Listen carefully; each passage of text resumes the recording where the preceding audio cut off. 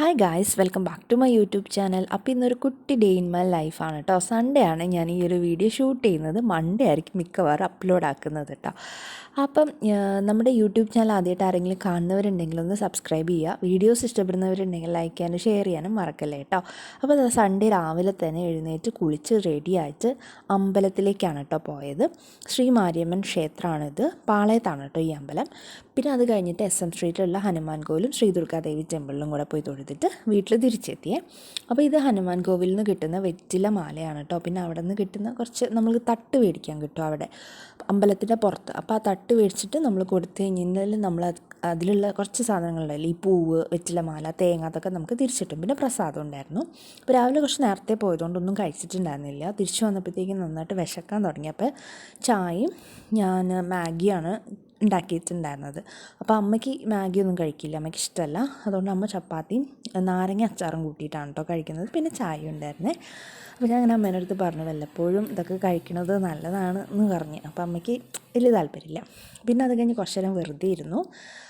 പിന്നെ ഉച്ചത്തേക്കുള്ള ഫുഡ് ഉണ്ടാക്കണം. അപ്പോൾ അതിന് വേണ്ടിയിട്ട് ഇന്ന് ഞാനാണ് പ്രിപ്പയർ ചെയ്യുന്നത്.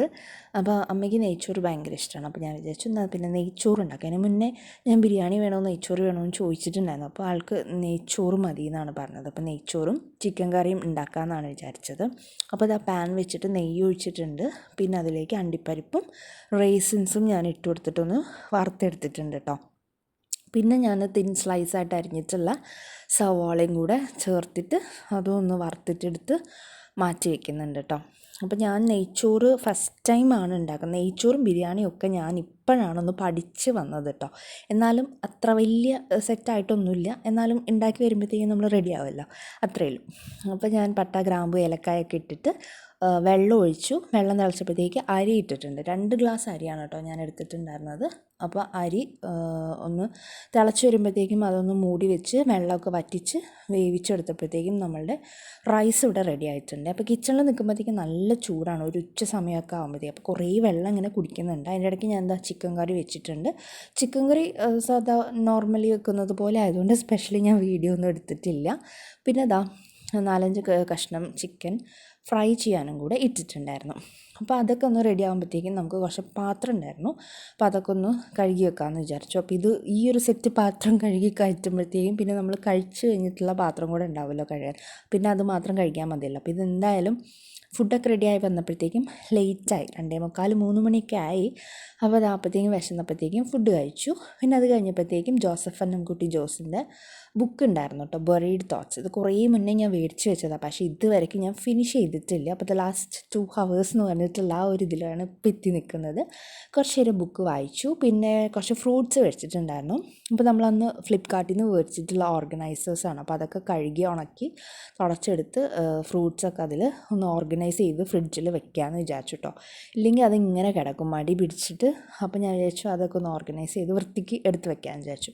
പിന്നെ ചായ കുടിച്ചു. പിന്നെ കുറച്ച് നേരം വെറുതെ ഇരുന്നു. പിന്നെ നോക്കിയപ്പോഴത്തേക്കും ഫോണിൽ ചാർജില്ല. അപ്പോൾ കുറച്ച് നേരം ഫോൺ പ്ലഗ് ചെയ്യാൻ വിട്ടു.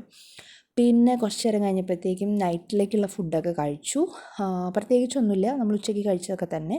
പിന്നെ പ്രത്യേകിച്ച് ഇപ്പോൾ സ്കിൻ കെയർ ഒന്നുമില്ല, മുഖം ജസ്റ്റ് ഒന്ന് വാഷ് ചെയ്തപ്പോൾ മുഖത്ത് ഇങ്ങനെ കുരു വരുന്നുണ്ട്. അപ്പോൾ അതിന് വേണ്ടിയിട്ട് ഞാനിപ്പോൾ യൂസ് ചെയ്യുന്നത് ഈ ഒരു ജെൽ ക്രീമാണ് കേട്ടോ. കണ്ടില്ല, ഇവിടെയൊക്കെയാണ് അത്യാവശ്യം വലിയ കുരുവല്ല, എന്നാലും കുഞ്ഞു കുഞ്ഞു കുരുക്കൾ, തരി പോലത്തെ കുഞ്ഞു കുഞ്ഞു കുരുക്കളൊക്കെ വരുന്നുണ്ട്. പിന്നെ ഈ മാസ്കൊക്കെ ഇടുമ്പോൾ, ഹോസ്പിറ്റൽ മാസ്കൊക്കെ ഇടുമ്പോൾ പെട്ടെന്ന് കുരു വരുന്നുണ്ട്. അപ്പോൾ അതുകൊണ്ട് ഞാൻ ഈ ഒരു ജെല്ലാണ് കേട്ടോ ഇപ്പോൾ യൂസ് ചെയ്യുന്നത്. ഇതെനിക്ക് എൻ്റെ ചേച്ചി വന്നപ്പോൾ കൊണ്ട് തന്നതാണ്. അപ്പോൾ ഇത് തേച്ച് കഴിഞ്ഞാൽ പെട്ടെന്ന് പോകും എന്ന് പറഞ്ഞിട്ടുണ്ടായിരുന്നു.